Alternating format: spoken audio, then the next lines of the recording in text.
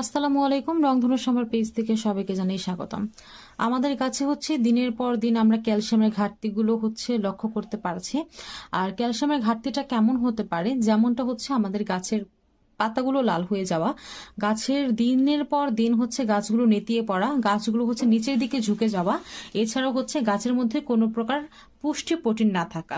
এই টাইপের সমস্যাগুলো আমরা যারা গাছের মধ্যে ফেস করছে অথবা ফিল করতে পারছি, তাদের কিন্তু অবশ্যই বুঝে নিতে হবে যে এই গাছটা ক্যালসিয়ামের ঘাটতি আছে অথবা ক্যালসিয়াম থেকে বঞ্চিত আছে এই গাছটি।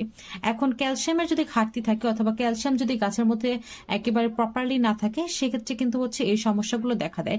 এই সমস্যা থেকে বের হওয়ার যে সমাধানটা, সেটাই কিন্তু সেই সমাধানটাই কিন্তু আজকে আপনাদের সাথে শেয়ার করব। চলুন জেনে নেই সমস্যার সমাধানটা কি।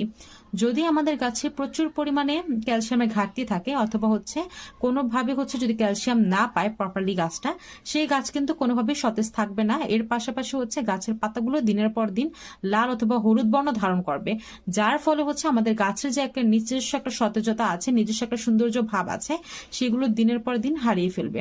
তো এই সমস্যাগুলো যেন না হয় অথবা এই সমস্যাগুলো হলে করণীয় একমাত্র হাড়ের গুঁড়া ব্যবহার করা। হাড়ের গুঁড়া যদি আমরা ব্যবহার করি, এর মধ্যে রয়েছে প্রচুর পরিমাণে ক্যালসিয়াম।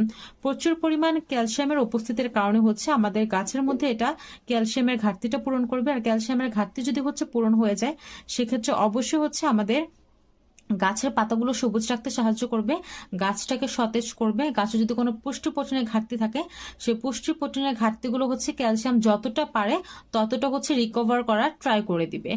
আর এছাড়াও কিন্তু এটা পুরোটাই যেহেতু জৈব সার, একেবারেই পরিবেশ বান্ধব, প্রত্যেকটা টাইপের আমরা গাছের ক্ষেত্রে প্রয়োগ করতে পারবো আমাদের ইচ্ছা অনুযায়ী। আমরা যদি প্রতি মাসও এটা প্রয়োগ করি, সেক্ষেত্রে আমাদের গাছটা একেবারে ভালো থাকবে, গাছটা একেবারে ক্যালসিয়ামে পরিপূর্ণ থাকবে। যদি ব্যবহার বিধি নিয়ে কথা বলি, সেক্ষেত্রে 2.5 কেজি মাটিতে হাফ মুঠ, 5 কেজি মাটিতে আপনার 1 মুঠ লাগবে। আর এছাড়াও যেহেতু পুরোটাই জৈব দ্বারা তৈরি, সেক্ষেত্রে আপনি যদি চান, আপনি কিন্তু পরিমাণে আরো বেশি দিতে পারেন মাটির সাথে মিক্স করে।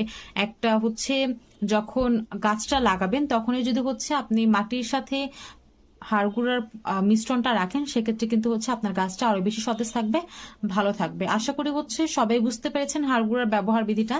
যারা ফেস করছেন আপনার গাছে ক্যালসিয়ামের ঘাটতি আছে, তারা কিন্তু অবশ্যই আমাদের রংধনু সম্ভার পেজ থেকে ভিডিওর নিচে যে নাম্বারটি দেওয়া আছে, নাম্বারে কল দিয়ে রংধনু সম্ভার পেজ থেকে কিন্তু আপনারা হাড়গুঁড়োগুলো পারচেস করে নিতে পারবেন। এতে করে কিন্তু আপনার গাছের পাতাগুলো একেবারে সতেজ থাকবে, হেলদি থাকবে। আর আপনাকে গাছের ক্যালসিয়াম নিয়ে আর কোনো প্রকার দুশ্চিন্তা করতে হবে না। অসংখ্য ধন্যবাদ ভিডিওটি দেখার জন্য। আসসালামু আলাইকুম।